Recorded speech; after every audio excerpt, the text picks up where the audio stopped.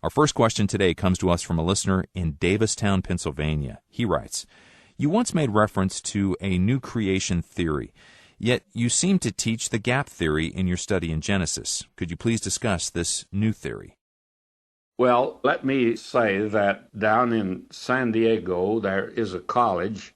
It's called Heritage Christian College. I had the privilege of bringing the graduation message to the young people there, and quite a few of those young people gave testimonies, and they said why they came to Heritage College. And practically every one of them that gave a testimony said that they came to Heritage College because of the new, it's not really new creation, I think you could call it the early creation theory that they teach down there, and that they were delighted with what they'd gotten. I am not in possession of this new theory and all of its details, but I do know this, that this school is headed up by some outstanding men, and there are several outstanding men in science down there that have taken on in debate anyone that would debate with them who wanted to defend evolution against their theory.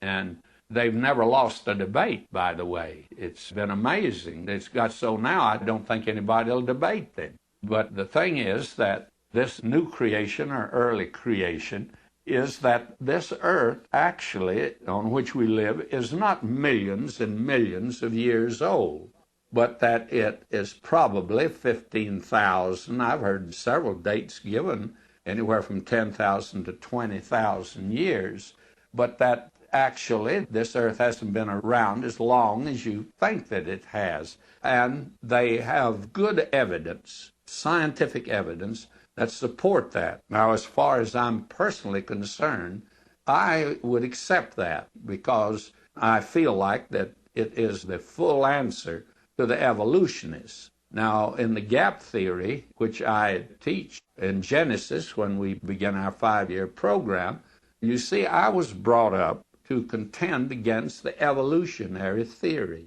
And I will grant them certain things that are actually not facts. And one is that the earth may be millions and millions of years old.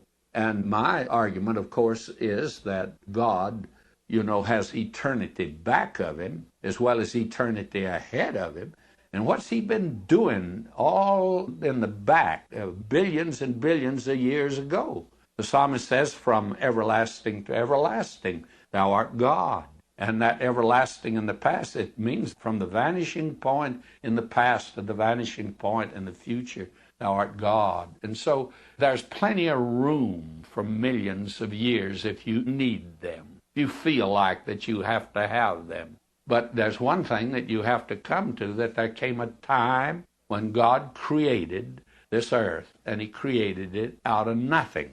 I've been greatly interested in Dr. Adler at Columbia University. His theory and his answer to the atheist is, what is the origin of this universe? Well, it was created by God. How else would you explain it? And his argument is, all these things you see around you right now, just look around you. What was here when there was nothing? How did the whole thing get started? You have to start with something. It's very easily in evolution to go back billions of years to a ooze and take out of that a little amoeba, a little old bitty thing, take that out and start with that. That's pretty easy to do, But you got to have that ooze. Somebody had to make the ooze, and somebody had to make the little amoeba, and somebody had to start this thing going. And the interesting thing is, evolution never did discuss or explain or deal with the origin of things. You see, it's easy to talk about creation of things and how things evolve. It's another thing to talk about how the thing got started. And that's where we would like for them to deal, therefore. So this new theory, it's a very attractive explanation